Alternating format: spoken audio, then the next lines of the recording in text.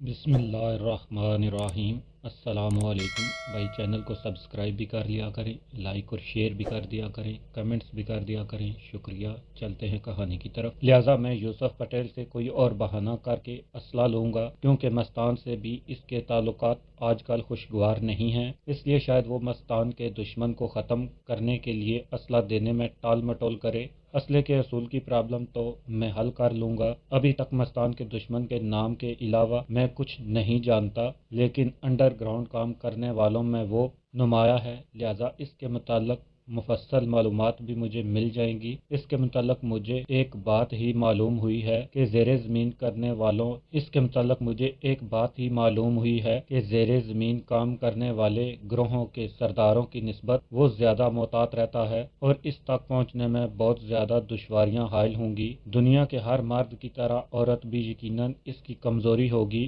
कल्पना खूबसूरत भी है, जवान भी है और चालाक भी। अगर वो हमारा साथ देने को तैयार हो जाए तो मैं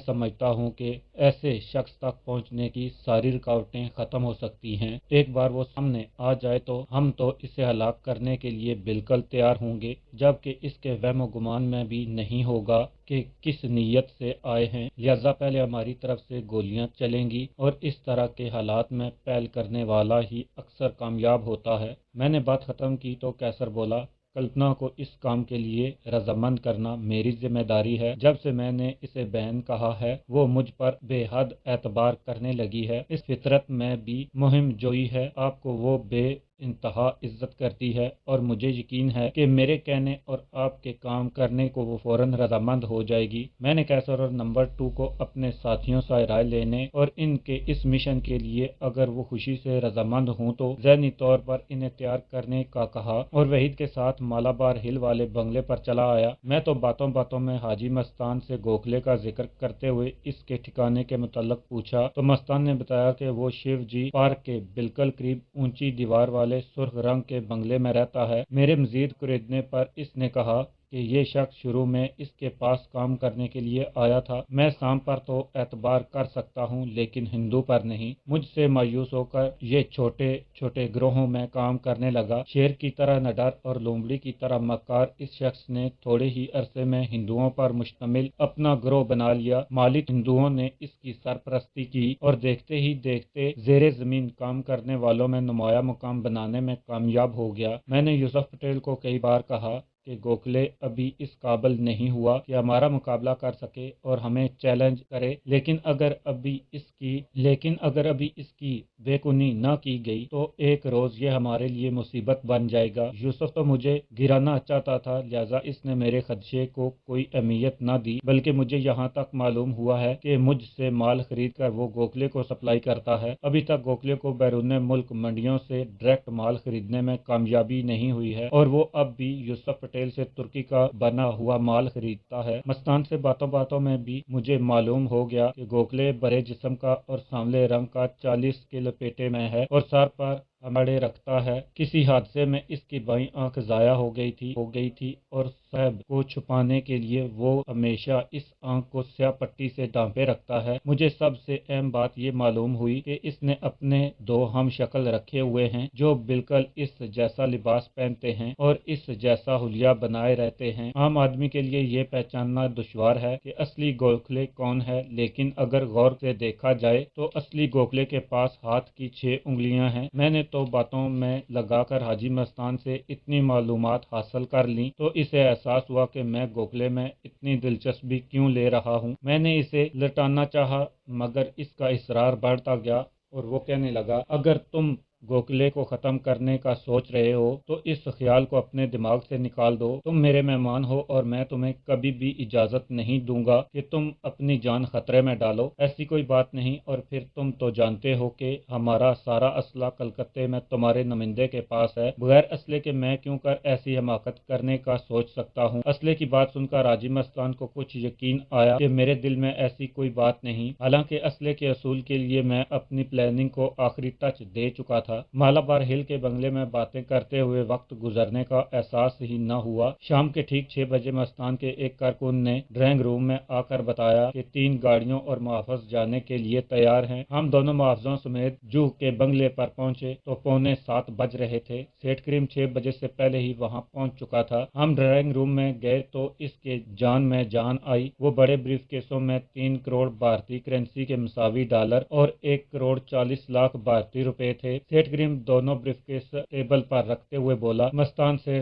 दुकान पर जाकर मैंने इन जवाहरात को दोबारा परखा और फिर हिसाब किया तो 4 करोड़ 45 लाख रुपए बने। इसलिए मैं तयशुदा सौदे के अलावा 5 लाख मजीद लाया हूँ। ये हाजी मस्तान का खौफ था कि जिसने सेठ करीम को मजीद 5 लाख देने पर मजबूर किया। चंद मिनट बैठने के बाद सेठ करीम रुखसत हुआ तो हाजी मस्तान कहने लगा, आज रात का खाना यहीं मंगवा लेते हैं। काम बंद होने के बाद मैं मुसलसल मालाबार के बंगले में बैठे बैठे उकता गया हूँ। हाजी मस्तान ने अपने एक कारिंदे को बुलाकर कहा कि रात का खाना यहीं ले आए। हम बातें करते रहे थे कि सिगरेट निकालने के लिए मैंने पैंट की जेब में हाथ डाला तो मग और मोरंग कबीलों के सरदारों की निशानियां, दोनों तहकून याकूत जो मेरी इस जेब के अंदरूनी खुफिया जेब में रखे थे, मेरी उंगलियों से टकराए। मैंने दोनों याकूत निकाल लिए और मस्तान को दिखाए। मग और मोरंग कबीले की पूरी दास्तान वो मुझसे पहले ही तफसीलन सुन चुका था। वो बड़े शौक से इन याकूतों को देखने लगा। मैंने इसे बताया कि इनके ऊपर जो लकीरें खुदी हुई हैं वो इस खजाने का नक्शा हैं और जब ये दोनों याकूत एक मुस्ततील की सूरत में रखे जाएं तो पूरा नक्शा बन जाता है। हाजी मस्तान इन याकूतों में इतनी दिलचस्पी ले रहा था जैसे इसने इन याकूतों और नक्शे को खोज लिया हो। मैंने मस्तान की इन याकूतों में दिलचस्पी देखते हुए इसे कहा, मस्तान भाई मेरी एक ज़रूरत है, लेकिन इसे बताने से पहले तुम्हें वादा करना होगा कि मेरी ज़रूरत पूरी करोगे। मैंने कभी इनकार किया है? जो कुछ मेरे पास है वो तुम्हारा है और मैं वादा करता हूँ कि तुम्हारी ज़रूरत पूरी करूँगा। मस्तान ने याकूतों की मुस्ततील बनाते हुए जवाब दिया, मस्तान भाई तुम वादा कर चुके हो इसलिए वादे से फिरना नहीं। ये दोनों याकूत अपने एक गरीब लेकिन मुखलस भाई का तोहफा समझते हुए कबूल करो। मैंने कहा। मस्तान बेयकीनी की कैफियत से 2-4 खुली आंखों से मुझे देखने लगा। याकूत अब भी इसके हाथ में पकड़े हुए थे, लेकिन ये तो बहुत कीमती हैं और इनमें एक तारीख पोशीदा है। मस्तान ने इनकार की सूरत में जवाब दिया, चाहे कितनी ही कीमती क्यों ना हो, लेकिन तुम्हारी पुरखलूस दोस्ती के सामने हीच हैं। मैं कसम खाकर कहता हूँ कि अगर तुमने इन्हें कबूल ना किया तो अभी तुम्हारे सामने मैं इन्हें फर्श पर अपने जूते की एड़ी तले कुचल कर रेजा रेजा कर दूंगा। मेरी तबीयत और ज़िद को तुम अच्छी तरह जानते हो। मैंने फैसलाकुन अंदाज में कहा, अच्छा भाई मुझे तुम्हारा तोहफा बाज़िद शुक्रिया कबूल है। एक तकलीफ़ और करना, कल मेरी मुंशी को इन याकूतों की तमाम तफसील लिखा देना ताकि इसे याद करके मैं अपने दोस्तों को ये दिखाते हुए इनके असूल में तुम्हारी बहादुरी के किस्से बयान कर सकूं। हाजी मस्तान ये कहकर मेरे करीब खिसक आया और कहने लगा, इन याकूतों को देखकर और इनकी तारीख सुनकर ये बात कई बार मेरे लबों तक आई कि तुम ये याकूत मुझे फ़रोख्त कर दो, लेकिन तुम्हारे मिजाज को जानते हुए मैं दिल की बात ना कह सका। शायद मेरे चेहरे से तुमने अंदाज़ा लगा लिया था कि ये याकूत मुझे कितने पसंद हैं। अब मैं इस दास्तान को मुकम्मल करने के लिए एक काम करता हूँ। मस्तान ने अपने कारिंदे को कहा कि फ़ौरन सेठ करीम से फ़ोन पर बात कराए। सेठ करीम अभी अपनी दुकान पर ही था। मस्तान ने इसे कहा कि वो तमाम जवाहरात लेकर फौरी इसी बंगले पर आ जाए। फ़ोन के बाद हाजी मस्तान ने 2 मुख्तलिफ नंबरों पर फ़ोन करके गुजराती में कोई बात की। 1 घंटे के अंदर ही सेठ करीम और फिर 2 अनजान लोग बंगले पर आ गए। हाजी मस्तान ने सेठ करीम को वेटिंग रूम में बैठने का कहा। दोनों अनजान आदमी एक एक ब्रीफकेस लिए हुए थे। मस्तान को ब्रीफकेस देकर वो वापस चले गए। अब मस्तान ने सेठ करीम को बुलवाया। वो बड़ा घबराया हुआ था। मस्तान ने इसे कहा कि बैग खोलकर जवाहरात इसे दिखाए। करीम ने बैग खोला। मस्तान ने जवाहरात देखकर सेठ करीम को कहा कि मैंने जवाहरात फ़रोख्त करने का इरादा बदल लिया है, लिहाजा वो अपने रुपए ले जाए। सेठ करीम को इसके नोटे भरे दोनों ब्रीफकेस वापस कर दिए गए और वो चला गया। मैं हैरान था कि जब मैंने सेठ करीम के सामने मेज़ पर सारे जवाहरात पलटे थे तो हाजी मस्तान ने आंखें उठा कर भी इनकी तरफ नहीं देखा था, लेकिन अब इसने सारे जवाहरात वापस मंगवाए। हाजी मस्तान के चेहरे से ऐसी खुशी टपकी पड़ रही थी जैसे किसी बच्चे को अचानक ही इसका पसंदीदा खिलौना मिल गया हो। जवाहरात को बैग में डालते हुए हाजी मस्तान मुस्कुराते हुए बोला, इन याकूतों के बगैर ये जवाहरात बेकार थे, और जवाहरात के बगैर इन याकूतों की असली हकीकत और ख़जाना मिलने का कोई यकीन न करता, इसलिए मैंने दोनों को यकजा कर दिया है। अब दोस्तों को दिखाने के लिए याकूत और सबूत के तौर पर जवाहरात मेरे पास हैं, और इन दोनों में छुपी हुई तुम्हारी बहादुरी की दास्तान जिसे मैं फ़खरिया बयान करूँगा। मैंने अपने कारोबारी ताल्लुक वालों से 3 करोड़ के डॉलर और 1 करोड़ 45 लाख रुपए भारतीय मंगवाए हैं, जो इन ब्रीफकेसों में हैं। इतनी देर में ही खाना आ गया। हाजी मस्तान के लिए रेजी खाना था और मेरे लिए 4-5 किस्म के मुख्तलिफ पुरतकल्लफ खाना खाते हुए मैं सोच रहा था कि हाजी मस्तान अरबपति है, इसके नाम से दुश्मन कांपते हैं। अपनी दौलत से ये दुनिया भर की खुशियाँ खरीद सकता है, लेकिन सेहत नहीं। अल्लाह पाक ने हमें जिन नेमतों से नवाजा है, हम कभी इनकी मतलब सोचते और जो मुयस्सर नहीं इसकी आरजू में गुले जाते हैं। किसी अंधे से आंखों की कीमत पूछें और किसी बहरे गूंगे से सुनने और बोलने की, किसी माजूर से मुकम्मल सेहतयाबी की, तो आपको एहसास होगा कि अल्लाह पाक ने हमें कितनी अनमोल नेमतों से नवाजा है। हमें हर वक्त इन नेमतों के लिए अल्लाह पाक का शुक्र अदा करना चाहिए, ताकि वो राज़ी हो और हमें अपनी मज़ीद नेमतों से नवाजे और हमारी हाजत पूरी करे। इलाही आमीन। दूसरे रोज़ मैं मस्तान से इजाज़त लेकर महबूब स्टूडियो के करीब इन फ्लैटों में गया जहां पहली बार मैं यूसुफ पटेल से मिला था। वो फ्लैट जेंट फिल्म एक्टर के नाम पर यूसुफ पटेल ने ख़रीदे थे। इस बार भी मुझे किसी ने ये ना बताया कि यूसुफ पटेल अब तक वहीं मुकीम है या कहीं और शिफ्ट कर गया। अब तो मेरे पास असला भी नहीं था कि इसके ज़ोर पर ही वहाँ के रहायशियों से सच उगलवा सकूं। हाजी मस्तान ने 2 गाड़ियां मेरे हमरा की थीं, एक में वहीद और मैं थे और दूसरे में मुहाफ़िज़। मैंने वहीद को बताया कि पहली बार यूसुफ पटेल को मैं इन्हीं फ्लैटों में मिला था और मैंने ही हाजी मस्तान और यूसुफ पटेल की सुलह करवाई थी।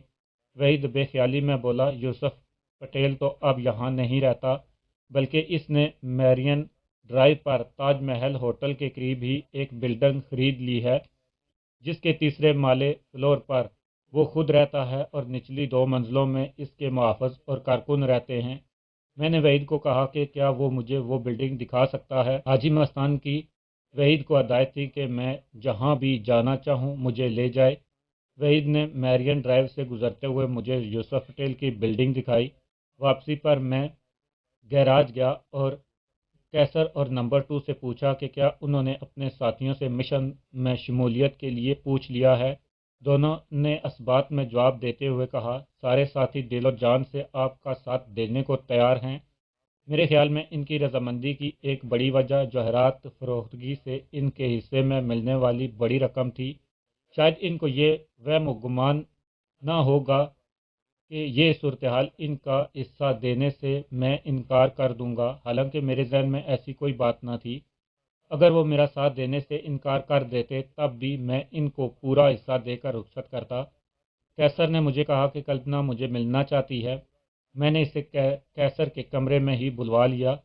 कल्पना रोमांसी हो रही थी। इसने शिकवा करते हुए कहा, मैं कब से एक कैदी की ज़िंदगी बसर कर रही हूँ। मुंबई सब के सपनों का शहर है और कल्पना के लिए यहाँ आकर भी ये शहर एक सपना ही बना हुआ है।